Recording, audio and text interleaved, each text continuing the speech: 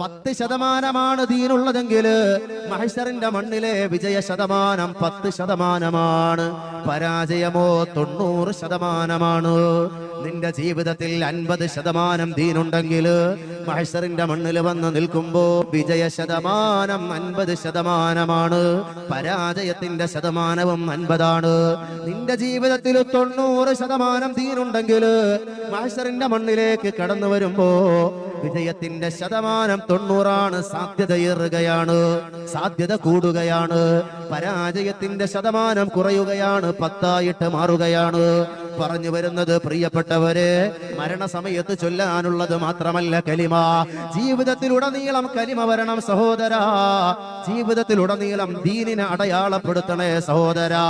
വിശ്വാസത്തിന് അടയാളപ്പെടുത്തേണ്ടതുണ്ട്. ആ രൂപത്തിലൂടെ ഹയാതക,